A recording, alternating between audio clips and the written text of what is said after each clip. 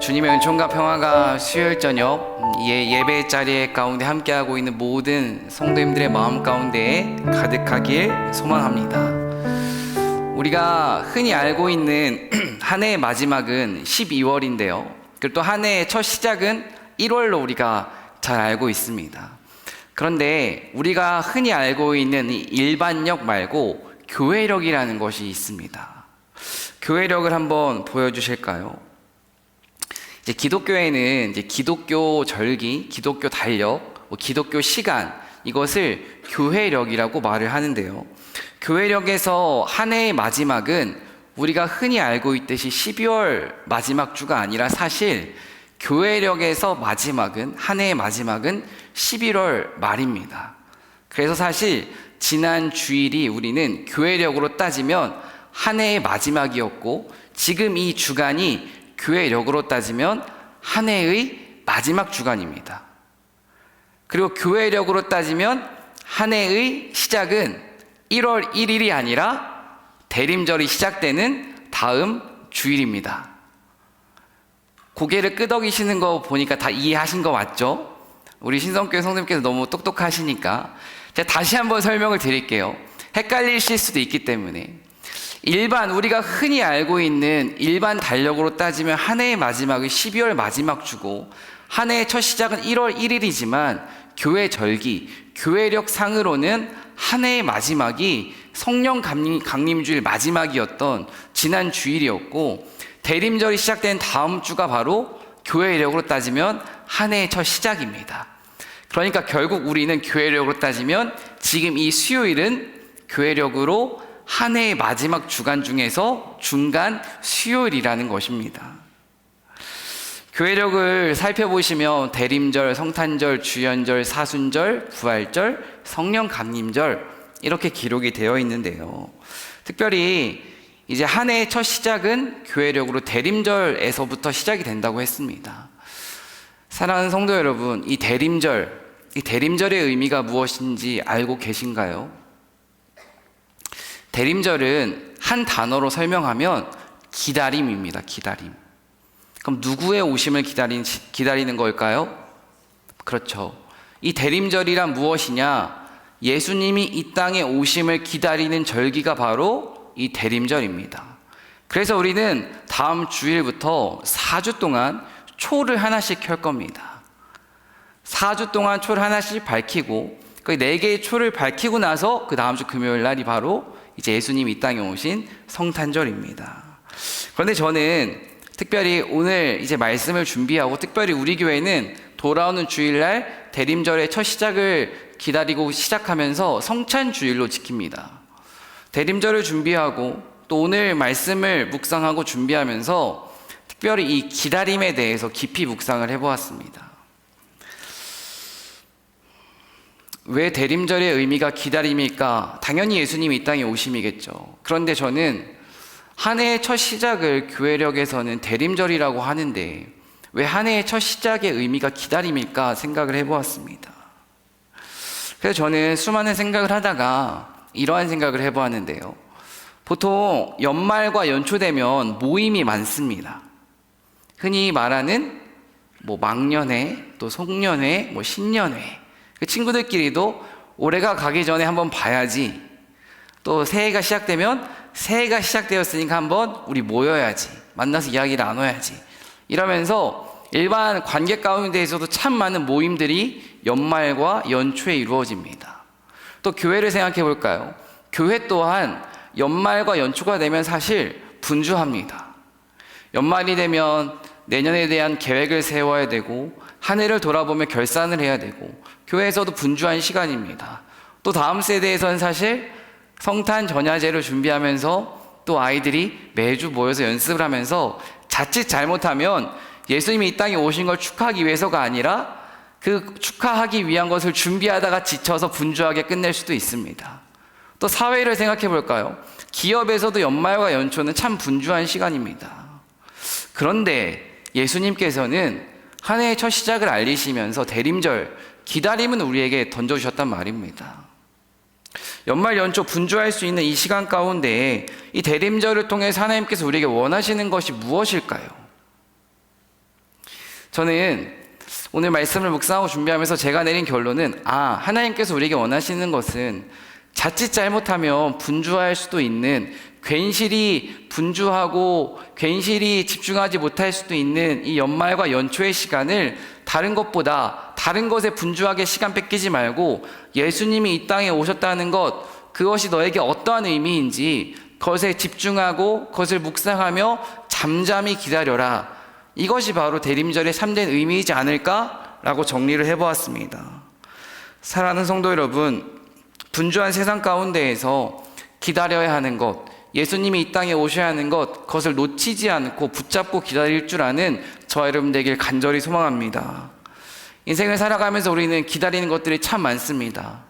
점심시간은 언제 오는지, 친구는 언제 돌아오는지, 목사님은 대체 언제 오시는지, 사랑하는 사람들과 다시 예배할 수 있는 날이 올까? 또한 새로운 아이의 탄생을 기다리는 사람도 있고요, 누군가는 죽음을 기다리고 있기도 합니다. 해야 하는 것도 많고 풀어야 하는 문제도 많고 기다려야 하는 것도 많은 것들이 우리 인생의 현실입니다. 한 해를 마무리하고 한 해가 시작되는 이 시간, 다른 어떤 것보다 예수님이 이 땅에 오셨다는 그 사실 하나를 깊이 묵상하는 저와 여러분 되길 간절히 소망합니다. 제가 아까 서두에 돌아오는 주일 우리 신성교회에서는 성찬 예배, 대림절을 시작하면서 성찬 예배를 드린다고 했는데요, 언제나 준비하는 만큼 기도하는 만큼입니다. 특별히 목사님께서는 지난주에 설교를 통해서 금식에 관해 말씀을 나누셨고, 이번 한 주 동안 한 끼라도 금식을 하자고 말씀을 하셨었죠.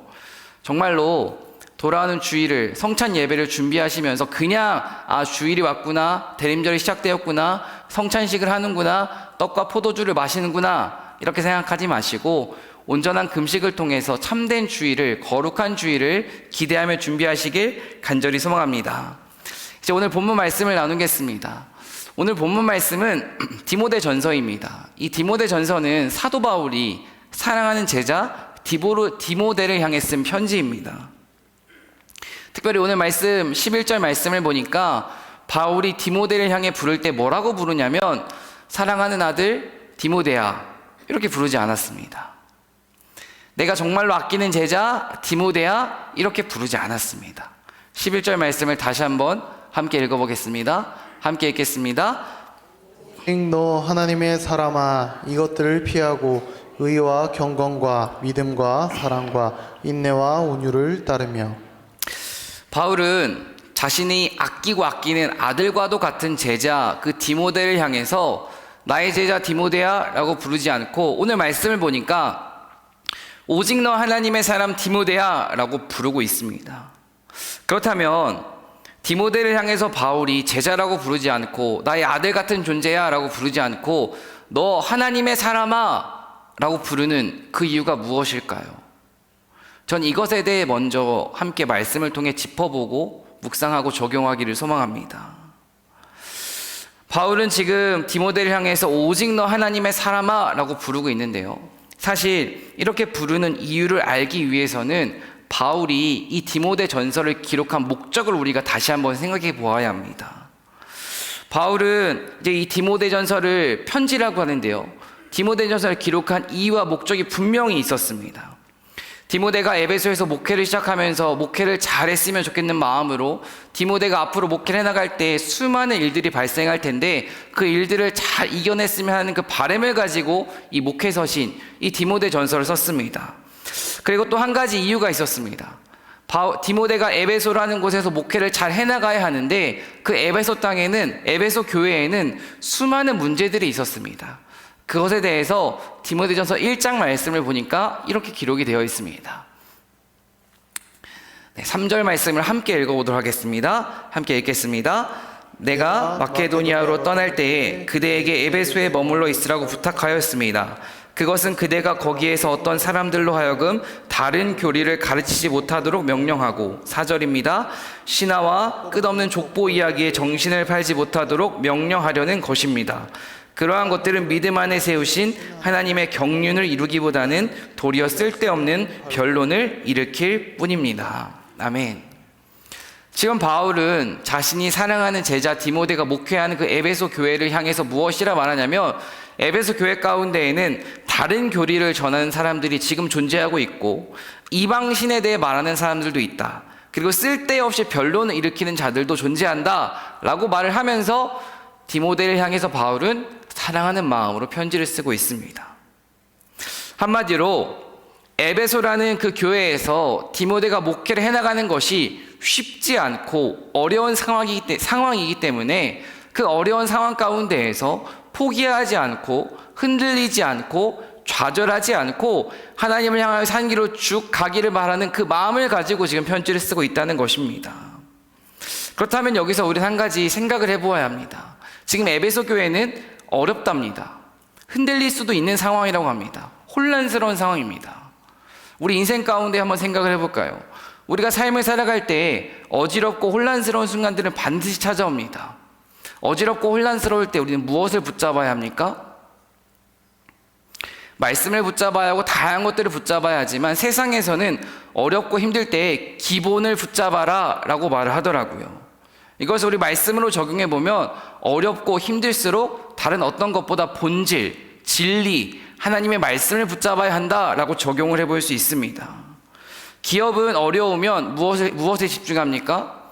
우리 기업이 존재한 이유가 무엇인가? 이것에 대해서 집중할 것입니다. 학교가 어렵기 시작하면 무엇에 집중하겠습니까? 우리는 왜 존재하는가?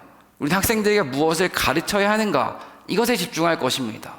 사람이 힘들면 무엇에 집중하겠습니까? 나는 왜 살고 있지? 나는 왜 살아가야 하지? 이것에 집중할 것입니다. 제가 지금 말한 것들을 한 단어로 요약하면 정체성이라고 말을 할 수가 있습니다. 어렵고 힘들수록 우리가 다시 돌아봐야 하는 것은 바로 다른 어떤 것이 아니라 나의 정체성인 줄로 믿습니다.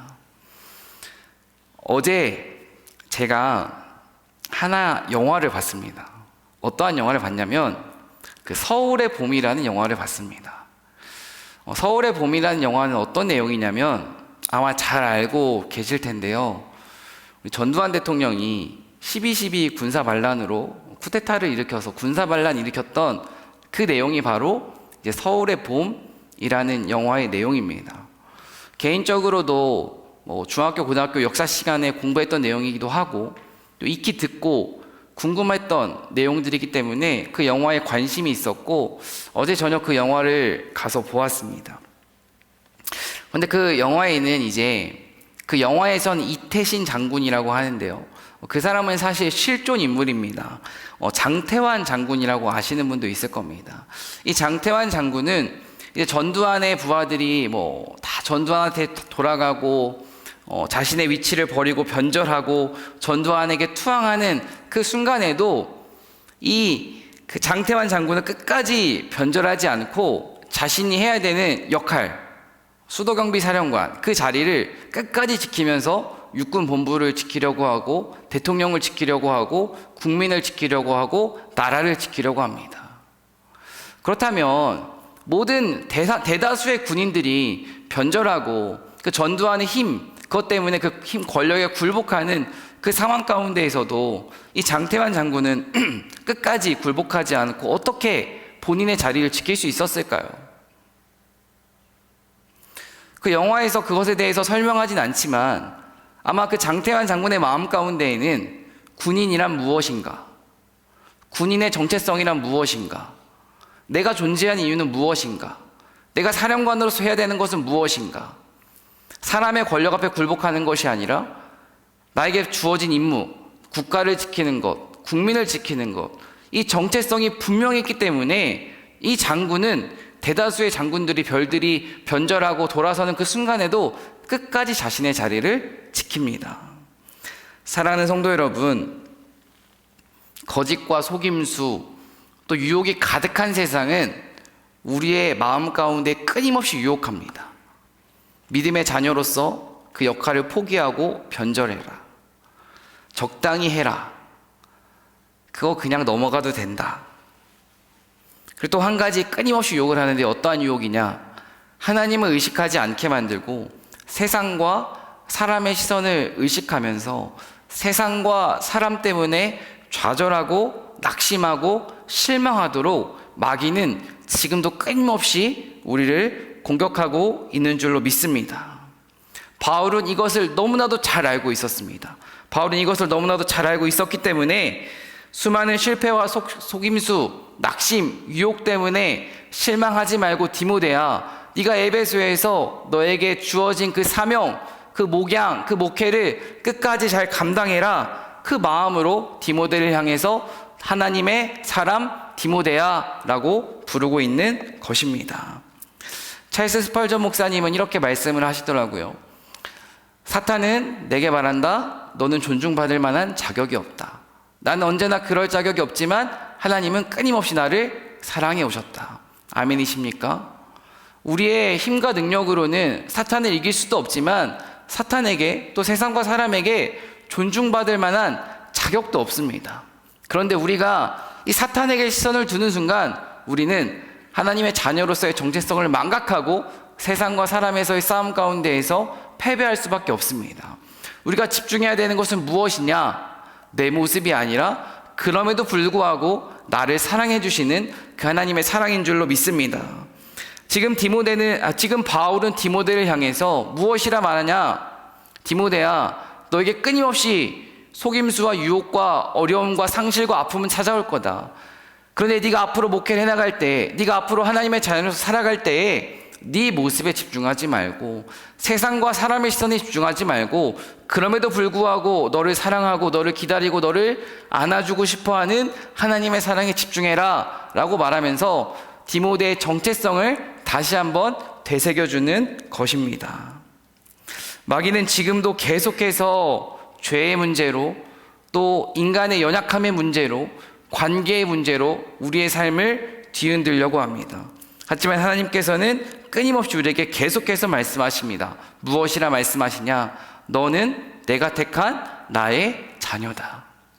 이것을 믿고 세상 가운데에서 승리하는 저 여러분 되길 간절히 소망합니다. 지금 우리는 하나님의 사람에 대해서 첫 번째로 이야기를 나누고 있는데요. 이 하나님의 사람이란 어떠한 사람일까요?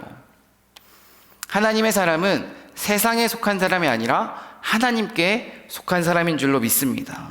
특별히 이 하나님께 속했다 이것에 대해서 조금 우리가 분명하게 정의를 내렸으면 좋겠습니다. 하나님께 속했다는 것이 무엇일까요?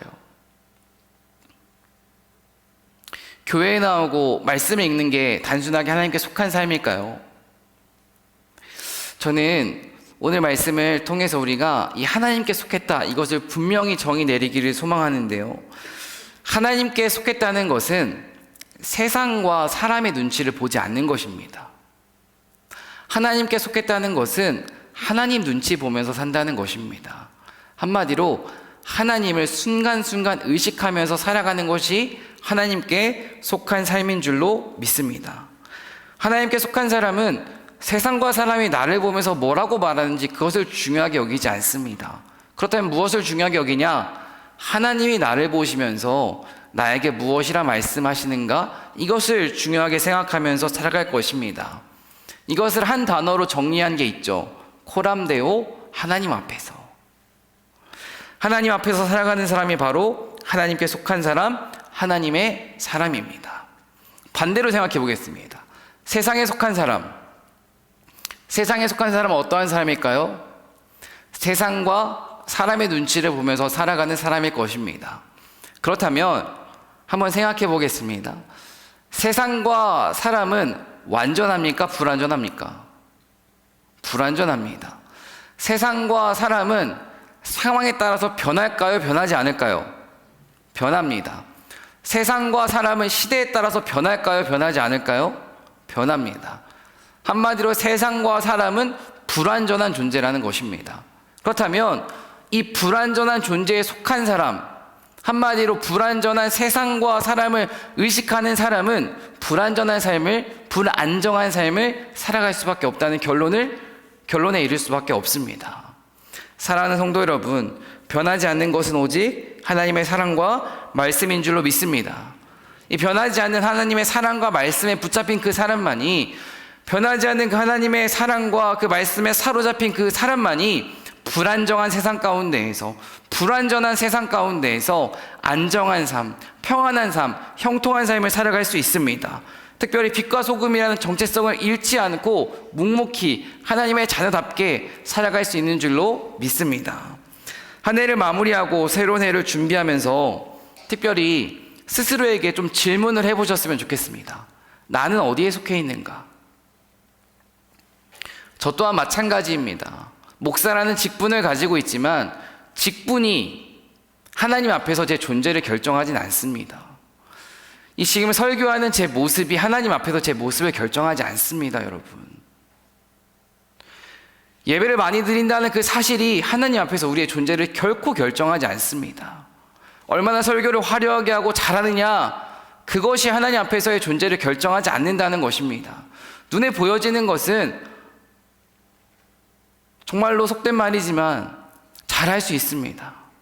하지만 정말로 우리가 기억하면서 기도하면서 간구해야 되는 것은 사람들이 없을 때, 나 혼자 있을 때, 아무도 나를 보지 않고 있을 때, 그때 내가 하나님 앞에서 어떻게 살아가느냐, 하나님 앞에서 내가 골방 가운데에서 혼자 있는 그 시간 가운데에서 하나님을 의식하고 있는가, 하나님의 뜻을 묻고 있는가, 예수님이라면 어떻게 하셨을까 질문하고 있는가, 또 내가 교회에서 리더로, 가정 가운데에서 리더로서 살아가면서 내 삶은 어떠한가, 정말 한 해를 마무리하시면서 내가 정말 어떤 삶을 살아가고 있는지 돌아보시고 하나님께 속한 자로서 하나님의 자녀답게 살아가기를 간절히 기도하는 저 여러분 되길 간절히 소망합니다. 바울이 디모데를 향해서 하나님의 사람아 라고 부른 이유는 정체성 때문이라고 했습니다. 하나님의 자녀는 그렇다면 어떠한 정체성을 품고 살아가야 하는지 그 의무에 대해서 바울은 디모데에게 오늘 말씀을 통해서 계속해서 알려주고 있습니다. 특별히 구체적으로 몇 가지를 알려주고 있는데요. 수많은 것들이 있지만 저는 두 가지를 함께 살펴보기 원합니다. 두 번째 함께 읽어보도록 하겠습니다. 두 번째 대지입니다. 시작. 이것들을 피하고. 11절 말씀을 보니까 오직 너 하나님의 사람아 이것들을 피하고 라고 기록이 되어 있습니다. 이 피하다 라는 단어는 이제 헬라어로 퓨고라는 단어인데요. 이 퓨고라는 단어는 어떠한 의미가 있냐면 도망치다 라는 의미가 있습니다. 그렇다면 원어로 한번 이 성경 말씀을 읽어보면 오직 너 하나님의 사람아 이것들에서 도망쳐라 라고 하나님 우리에게 말씀을 하십니다. 그럼 이것들이 의미하는 게 뭘까요? 오늘 본문 말씀을 통해서 또 디모데 전서의 말씀을 통해서 살펴보면 재물에 관한 것입니다. 그런데 성경 전체적으로 살펴보면 이 피하다라는 것은 음욕과도 관련이 있습니다. 그래서 저는 우리가 하나님의 자녀답게 살아가기 위해서 두 가지를 피해야 한다고 말씀을 드리고 싶습니다. 첫 번째는 창세기 39장 12절 말씀을 함께 읽어보도록 하겠습니다. 네, 함께 읽겠습니다. 여인이 요셉의 옷을 붙잡고 나하고 침실로 가요 하고 졸랐다. 그러나 요셉은 붙잡힌 자기의 옷을 그의 손에 버려둔 채 뿌리치고 집 바깥으로 뛰어나갔다. 우리가 잘 알고 있는 내용이죠. 여인이 요셉의 옷을 붙잡고 이제 오늘 놀자고 말을 합니다. 그러니까 요셉이 뭐라고 합니까? 나 오늘 너랑 못 놀아? 난 집에 갈 거야 라고 하고 그 손을 뿌리치고 도망쳤습니다. 여기서 말하는 게 바로 피하고입니다. 요셉은 그 여인의 유혹을 어떻게 이겼습니까? 말로 이겼습니까? 말씀으로 이겼습니까? 아닙니다. 도망쳤습니다. 피했습니다. 사랑하는 성도 여러분, 인생을 살아가면서 우리가 맞서 싸워야 하는 것도 있지만 피하고 도망쳐야 하는 것도 있습니다. 그 중에 첫 번째가 무엇이냐? 바로 음란과 정욕의 문제인 줄로 믿습니다. 이 음란과 정욕의 문제는 사람의 힘으로도 이길 수 없지만 성경 우리에게 어떻게 이길 수 있느냐? 피하라 라고 하나님께서는 우리에게 말씀하십니다. 정말 우리가 우리 자신에게 또 우리 자녀들에게 또 사랑하는 손자와 손녀들에게 수많은 것들을 가르쳐주고 삶으로 보여주어야 하고 그들을 위해 기도하지만 음란과 정욕의 문제에 있어서 패배하지 않고 승리하기 위해서 도망칠 수 있는 믿음을 허락해달라고 기도하는 저와 여러분 되길 간절히 소망합니다. 또 오늘 바울은 디모데전서 말씀을 통해서 피해야 되는 것 한 가지를 말해주는데요. 그것이 무엇이냐면 재물에 관해서 우리에게 말을 해주고 있습니다. 디모데전서 6장 9절부터 10절까지 말씀을 교독하도록 하겠습니다. 9절은 제가 읽겠습니다. 그러나 부자가 되기를 원하는 사람은 유혹과 올무와 여러 가지 어리석고도 해로운 욕심에 떨어집니다. 이런 것들은 사람을 파멸과 멸망에 빠뜨립니다. 돈을 사랑하는 것이 모든 악의 뿌리입니다. 돈을 줬다가 믿음에서 떠나 헤매기도 하고 많은 고통을 겪기도 한 사람이 더러 있습니다. 지금 바울은 디모데를 향해서 퓨고, 도망쳐라 라고 말을 하는데, 이것들을 도망쳐라, 그것이 무엇이냐면 재물입니다. 한마디로 물질의 문제에서 피하라고 말을 하고 있다는 것입니다. 구체적으로 부자가 되기를 원하는 것, 돈을 쫓고 돈을 사랑하는 것을 피하라 라고 권면하고 있습니다. 그렇다면 여기서 우리는 이 물질에 관해서 한번 다루어야 합니다. 물질의 축복, 부자가 되는 것, 좋은 걸까요? 나쁜 걸까요?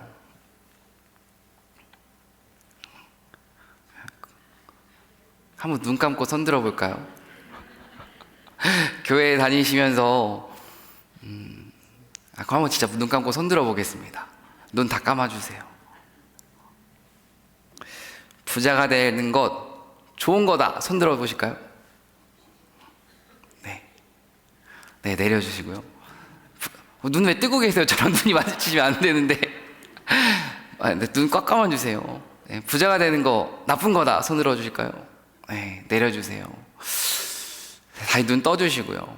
사실은 이 성경에서 우리가 되게 예민하고 민감한 문제지만, 이제 마태복음에 보면은 하나님과 재물을 둘 다 섬길 수 없다고 말을 하는데, 여기서 하나님과 재물을 동등시하고 있습니다. 이 하나님과 재물을 동등시하고 있다는 게 어떠한 의미냐면, 그 재물, 그 물질이 인간에게 얼마나 큰 존재냐는 것을 성경은 강조하는 겁니다. 한마디로 물질이 하나님과 대등한 위치가 될 수도 있다. 그 물질이라는 것은 하나님보다 뛰어넘을 수 있는 존재가 바로 물질이다. 만몬의 신, 물질의 그거 유혹이다 라고 성경은 우리에게 말해주고 있습니다. 이것을 기억하시면서 한번 생각을 해보도록 하겠습니다. 우리가 잘 알고 있는 그 누가복음 18장에 부자 청년 이야기가 나오죠. 누가복음 18장 22절부터 25절까지의 말씀인데요, 저랑 본영 전사님이 교독을 하도록 하겠습니다. 잘 들어주세요. 예수께서 이 말을 들으시고 그에게 말씀하셨다. 내게는 아직도 한 가지 부족한 것이 있다. 내가 가진 것을 다 팔아서 가난한 사람들에게 나누어 주어라.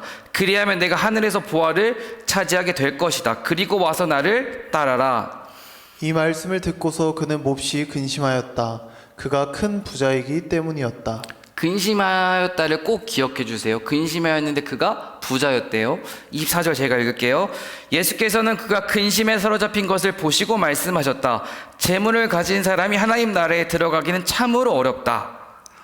부자가 하나님의 나라에 들어가는 것보다 낙타가 바늘귀로 들어가는 것이 더 쉽다.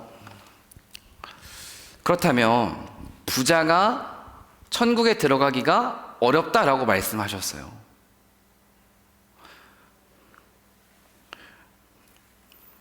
예수님께서는 왜 비유를 통해서 부자가 천국에 들어가는 게 어렵다라고 말씀하셨을까요? 방금 우리가 읽은 부자 청년의 이야기를 통해서 우리가 깊이 깨달아야 되는 것은 물질의 축복을 받는 게 나쁘다는 것이 아닙니다. 하나님께서는 물질의 축복도 허락하실 수 있는 분이신 줄을 믿습니다. 그런데 하나님이 우리에게 경계하라고 말씀하시는 것은, 하나님이 우리에게 조심하라고 말씀하시는 것이 무엇이냐? 이 부자 청년은 지금 돈 때문에 하나님이 보이지 않습니다. 이 부자 청년은 지금 돈 때문에 사람이 보이지 않습니다. 한마디로 하나님보다 돈이 삶의 우선순위에 있다는 것입니다.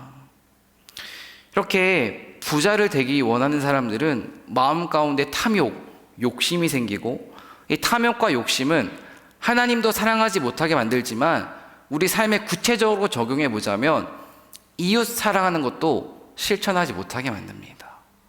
그렇기 때문에 하나님은 물질에 대해서, 부에 대해서 경계하라고 말씀하시는 것입니다.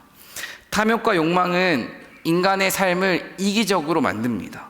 나만 잘 먹고 우리 가족만 잘 누리면 되지라고 생각하게 만듭니다. 여기서 우리가 꼭 기억해야 되는 것이 있습니다.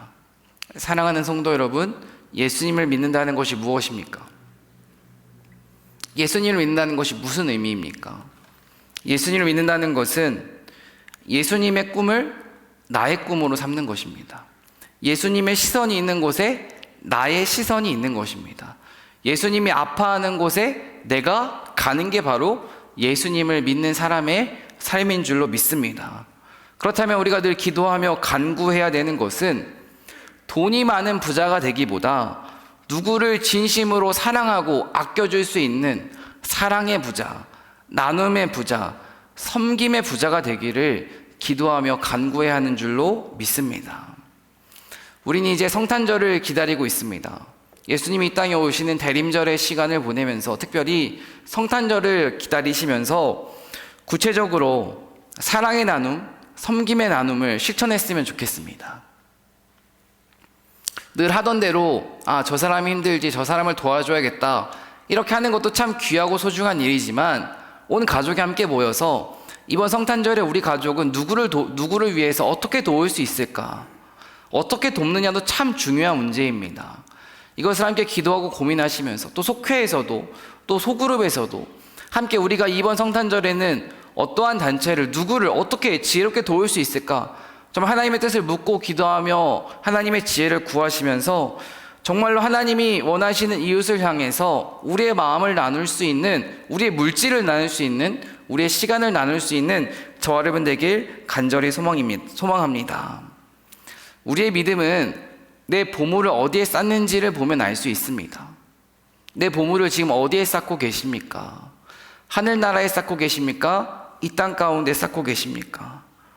하나님 나라의 부자가 되기 위해서 물질과의 싸움은 피하고 정말 사랑의 부자, 섬김의 부자로 살아가는 저와 여러분 되길 간절히 소망합니다. 네, 마지막 세 번째입니다. 세 번째로는 믿음과 사랑과 인내와 온유를 따르라. 오늘 말씀 가운데 기록되어 있는데요. 이제 피하고에 이어서 11절 말씀을 보면 피하고에 이어서 따르라라고 기록되어 있습니다. 음란과 물질의 유혹을 피하고 의와 경건과 믿음과 사랑과 인내, 온유를 따라라. 이 말씀을 묵상하면서 하나님은 참 지혜로운 분이시구나를 다시 한번 깨달을 수 있었습니다. 사랑하는 성도 여러분, 죄와의 싸움 가운데 우리는 어떻게 승리할 수 있을까요? 인간의 힘으로 승리할 수 있을까요? 물론 하나님의 은혜로 승리할 수 있습니다. 그런데 우리의 삶을 생각해 보면 담임 목사님도 몇 번 말씀하시고 저도 몇 번 말씀한 내용이지만 수련회 다녀와서 은혜 받은 사람의 특징이 무엇입니까? 죄를 멀리합니다. 그렇다면 죄를 멀리한 이유가 뭘까요? 그의 마음 가운데, 그의 영혼 가운데 말씀과 은혜가 풍성하기 때문에 죄가 들어오지 못하는 것입니다. 이것을 통해서 우리가 결론 내릴 수 있는 것은 죄는 우리의 힘으로 싸우는 게 아니라 우리의 마음 가운데 말씀과 기도와 사랑이 충만하면 죄는 저절로 이겨내는 것이라는 것입니다. 이것을 정말 믿으십니까? 스피노자가 이런 말을 했습니다. 쾌락을 억제해야 행복한 것이 아니고 행복해야 쾌락을 억제할 수 있다. 이 문장을 잘 생각해 보셨으면 좋겠습니다. 그리고 이 문장을 가지고 우리의 신앙으로 적용해 보았으면 좋겠습니다. 죄를 억제해야 행복한 것이 아니고 정말로 말씀으로 충만해야 죄를 이겨낼 수 있다. 이렇게 적용해 볼 수가 있습니다. 최근 우리나라의 마약이 참 문제죠. 이 마약을 가지고 수많은 뉴스도 나오고 다큐멘터리도 나오더라고요. 근데 제가 한 다큐멘터리를 넷플릭스에서 보니까 참 인상 깊은 게 있었습니다. 마약 중독자들을 치료하는데 어느 순간에는 약물 치료를 하지 않는다고 합니다. 그 사람들을 데리고 여행을 가고 그 사람들을 데리고 맛있는 음식을 먹고 좋은 사람들이 있는 공동체로 데려간다고 합니다. 그 이유가 무엇일까요? 마약을 인간의 힘으로 끊을 수 없으니까 이제 마약보다 더 행복한 것들, 자연이 주는 기쁨, 사람이 주는 행복, 좋은 사람들이 주는 따뜻함, 그것들을 경험시키게 해주면서 마약을 치료한다는 것입니다. 또 우리 다이어트 하시는 분들도 많죠. 다이어트 중에서 제일 안 좋은 방법이 안 먹고 다이어트 하는 것이라고 합니다. 굶어서 다이어트 하는 것은 정말 몸에 안 좋다고 합니다. 건강한 다이어트는 어떠한 다이어트입니까? 좋은 음식을 먹으면서 하는 다이어트가 바로 좋은 다이어트입니다. 몸에 안 좋은 빵, 밀가루 그거 안 먹고 건강한 음식 먹으면 몸에 있는 좋지 않은 것들도 그렇고 살도 빠질 수 있습니다. 영적인 원리도 마찬가지입니다. 이 죄와의 싸움 가운데 승리하기 위해서 피했다면 이젠 채워야 합니다. 무엇을 채워야 하냐? 의와 경건과 믿음과 사랑과 인내와 온유를 채워야 한다라고 바울은 설명해 주고 있는 것입니다. 한마디로 말씀의 은혜를 받고 죄사함의 기쁨을 체험하고 나눔의 기쁨과 섬김의 기쁨을 체험할 때에 죄와의 싸움에서 승리할 수 있다라고 권면하는 것입니다. 사랑하는 성도 여러분, 죄 안 지으려고 노력하고 믿음으로 살아가기 위해서 노력하는 것이 아니라 그것을 구하기 이전에 우리의 마음 가운데 주의 말씀이 풍성하기를, 주님의 주신 은혜가 가득하기를 기도하며 사모하는 저와 여러분 되길 간절히 소망합니다. 정말 우리 마음 가운데 주의 말씀과 주의 은혜가 충만할 때 비로소 우리는 세상에서 끊임없이 우리를 유혹하는 죄와의 싸움 가운데 승리할 수 있고 피할 수 있고 거기서 끝나는 것이 아니라 이겨낼 수 있는 줄로 믿습니다. 마지막입니다. 마지막으로 바울은 디모데에게 믿음의 선한 싸움을 싸워야 한다라고 12절에서 말해줍니다. 12절 말씀을 함께 읽어보도록 하겠습니다. 함께 읽겠습니다. 믿음의 선한 싸움을 싸우라. 영생을 취하라. 이를 위하여 내가 부르심을 받았고 많은 증인 앞에서 선한 증언을 하였도다. 아멘. 이제 바울은 디모데를 향해서 싸워야 되는데 중요한 것은 이 선한이라는 단어입니다. 정말 이 선한이라는 단어를 마음 가운데 새기시길 간절히 소망합니다. 특별히 우리는 인생을 살아가게 돼 수많은 사람과 싸우죠.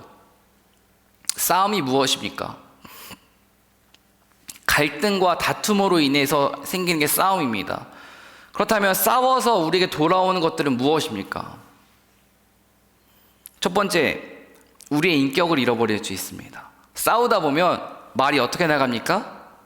막 나가죠. 말이 막 나간다는 것은 우리의 인격이 무너지는 것입니다. 두 번째 무엇입니까? 신뢰를 잃어버립니다. 서로 신뢰를 싸우면서 잃어버립니다. 세 번째가 무엇입니까? 사람을 잃어버릴 수도 있습니다. 싸운다는 것은 이렇게 수많은 것들을 잃어버릴 수도 있고 파괴적인 삶을 우리 삶 가운데 초래할 수도 있습니다. 그래서 바울은 너희들이 세상 가운데 싸워야 되는데 선한 싸움을 싸워야 된다라고 권면을 합니다. 예수님께서 이 땅 가운데 사실 참 많은 싸움을 하셨습니다. 예수님께서 이 땅 가운데에서 공생의 사역을 하시면서 수많은 싸움들을 하셨는데요. 근데 예수님께서 싸우신 싸움도 그냥 싸움이 아니라 선한 싸움이라는 것을 우리는 발견할 수가 있습니다. 예수님은 누구와 싸우셨습니까? 바리새인들의 위선과 싸우셨습니다. 또 예수님은 누구와 싸우셨습니까? 율법학자들의 권위주의와 싸우셨습니다. 또 초대교회 가운데에서는 그 로마 제국의 통치 아래에 있는 세상의 질서와도 예수님은 싸우셨습니다. 그런데 예수님께서 싸우신 동기를 우리는 기억해야 됩니다. 예수님이 싸우셨던 그 동기가 무엇입니까? 예수님의 높아짐 때문에 싸우셨습니까? 아니면 하나님의 높아짐 때문에 싸우셨습니까? 예수님의 의의가 드러나기 위해 싸우셨습니까? 아니면 하나님의 영광이 드러나기 위해 싸우셨습니까? 자신이 높아지기 위해 싸우신 것이 아니라, 자신의 의의가 나타나기 위해서 예수님이 싸우신 것이 아니라 하나님을 사랑하는 마음으로, 하나님의 영광이 드러나기를 위하는 마음으로 예수님이 이 땅 가운데에서 싸우셨다는 것을 우리는 기억해야 합니다. 사랑하는 성도 여러분, 우리도 이 땅 가운데에서 수많은 싸움을 하며 살아가고 있습니다. 그런데 어떤 싸움을 하고 계십니까? 내 생각 때문에, 내 경험 때문에, 내 지혜 때문에 하나님보다 앞서가고 계시진 않습니까? 내 욕심 때문에 하나님을 낮추고 하나님을 뒤로 미루고 내가 앞서서 내 의와 내 지혜를 무기 삼아서 사랑의 동기는 전혀 없는 채 내 의견을 주장하고 있진 않으십니까? 정말로 이것은 저에게도 하는 말입니다. 우리가 무엇을 하든 우리의 동기가 주의 사랑이길 간절히 소망합니다. 그래서 우리는 기도해야 하는 것이고 성령의 충만함을 받아야 하는 것입니다. 그때 비로소 우리는 정말로 선한 동기를 가지고 이 땅 가운데서 선한 싸움을 끝까지 할 수 있는 줄로 믿습니다. 사람을 미워하고 사람과 싸우기 이전에 우리가 싸워야 하는 것은 그 사람을 지배하고 있는, 그 뒤에서 그 사람을 조종하고 있는 그 마귀와 싸워야 한다는 것을 잊지 않고 살아가는 저와 여러분 되길 간절히 소망합니다.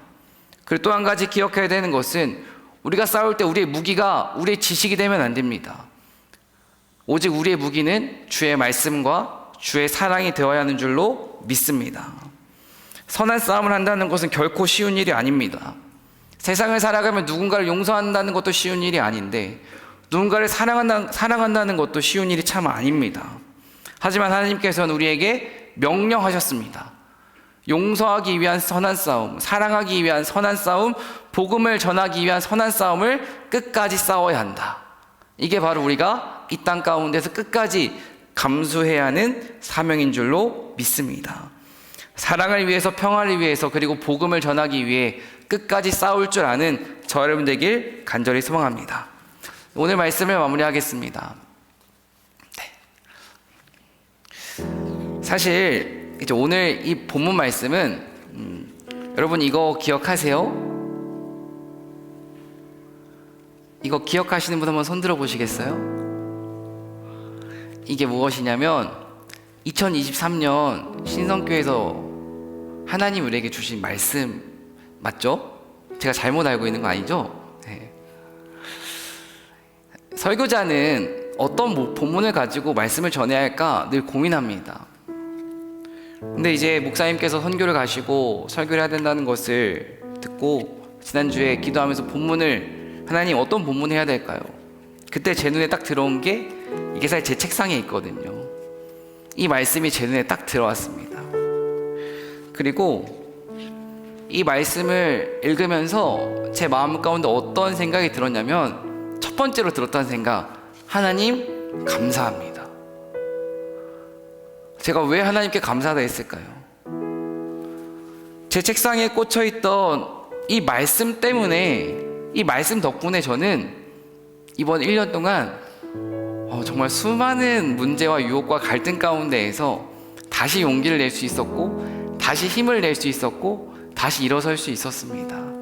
그래서 사실 좀 이기적일 수도 있겠지만 오늘 본문 말씀은 저 자신에게 설교하는 마음으로, 저 자신에게 일기 쓰는 마음으로 준비했던 내용이 바로 오늘 설교 말씀입니다. 사랑하는 성도 여러분, 1년이라는 긴 시간에 살아가면서 한 말씀이라도 붙잡고 살아간다는 것이, 한 단어, 믿음의 단어라도 붙잡고 살아간다는 것이 얼마나 귀한 것인 줄 아십니까? 이 말씀이 없었다면, 주의 은혜가 없었다면 저는 이 자리에 서 있을 수가 없는 존재입니다. 아마 저는 중간에 짐을 싸서 떠났을 수도 있습니다. 그리고 또한 저도 자격이 없지만 쫓겨났을 수도 있습니다. 그런데 이 말씀이 있었기 때문에 지금의 제가 있고 앞으로의 제가 있을 것이라는 것을 저는 확실히 신뢰합니다. 그래서 오늘 마지막 결론으로 사랑하는 성도 여러분, 주의 말씀 붙잡고 올 한 해를 마무리하시고 내년 한 해 말씀 붙잡고 승리하시길 간절히 소망합니다. 저는 이 디모데전서 6장 11절 12절 말씀을 메시지 성경으로 메모장에 기록해 놓고 힘들 때마다 읽었는데요, 한번 같이 선포하고 이 시간 기도하도록 하겠습니다. 저희 디모데요, 하나님의 사람 디모데요라는 저기에 자신의 이름을 다 넣어보겠습니다. 다 같이 가슴에 손을 올려볼까요? 한번 디모데에는 내 이름을 넣는다고 했습니다. 같이 한번 읽어보겠습니다. 시작. 그러나 그대 하나님의 사람, 그러나 그대는 이 모든 것에 벗어나십시오. 의로운 삶, 곧 경이롭고 믿음직스럽고 사랑스럽고 꾸준하고 친절한 삶을 추구하십시오. 믿음 안에서 힘을 다해 열심히 달려가십시오. 영원한 생명, 곧 부름받은 그대가 수많은 증인들 앞에서 뜨겁게 껴안은 그 생명을 붙잡으십시오. 아멘. 이 말씀이 우리의 정체성, 주의 자녀라는 정체성을 기억하게 해줄 것이고, 이 말씀이 선한 싸움을 위해 다시 달려갈 수 있는 힘을 우리에게 허락할 것이고, 이 말씀이 하나님이 나에게 원하시는 것이 무엇인지를 알려줄 것이라는 것을 믿고 세상 가운데 승리하시길 간절히 소망합니다.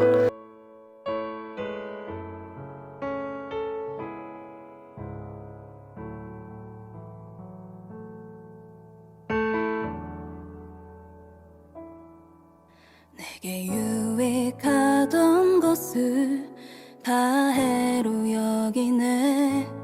구주를 위하여 모두 다 버리네. 모든 것을 잃어버려도 나깝지 않음은 예수를 아는 지식이 가장 고상함이라.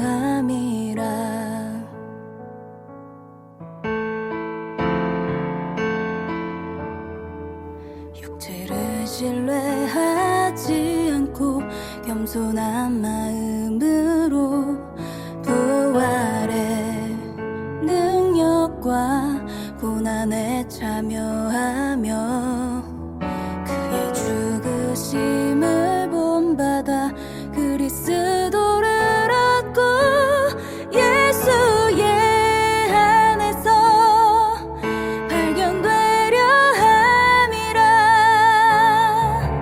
둯대를 향하여 그리스도 예수 안에서 부름의 상을 위하여 달려가노라. 이전에 있는 것은 모두 잊어버리고 앞에 계신 그리스도께로 달려가노라.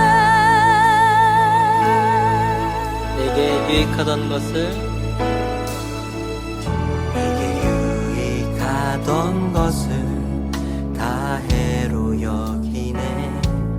구주를 위하여 모두 다 버리네.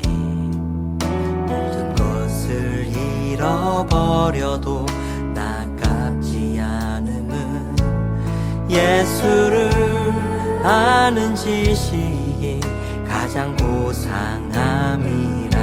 육체를 신뢰하지 않고 겸손한 마음으로 부활의 능력과 고난에 참여하며 그의 죽으심을 본받아 그리스도를 얻고 예수의 안에서 발견되려 함이라. 둯대를 향하여 그리스도 예수 안에서 부름의 상을 위하여 달려가노라. 이전에 있는 것은 모두 잊어버리고 앞에 계신 그리스도께로 달려가노라. 둯대를 향하여 그리스도 예수 안에서 부름의 상을 위하여 달려가노라. 이전에 있는 것은 모두 잊어버리고 앞에 계신 그리스도께로 달려가. 율법에서 난 것이 아니요 오직 그리스도를 믿는 믿음으로 난 것이라.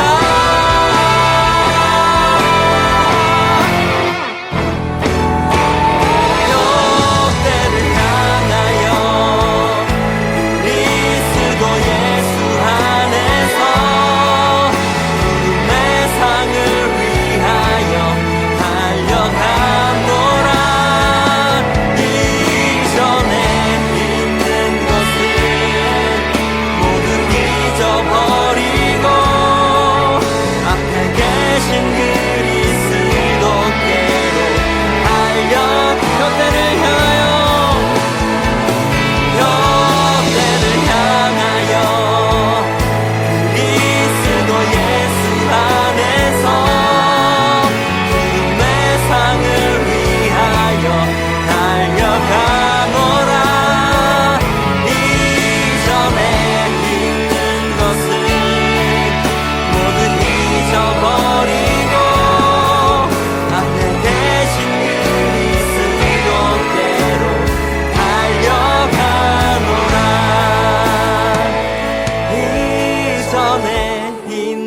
것은 모두 잊어버리고 앞에 계신 그리스도께로 달려가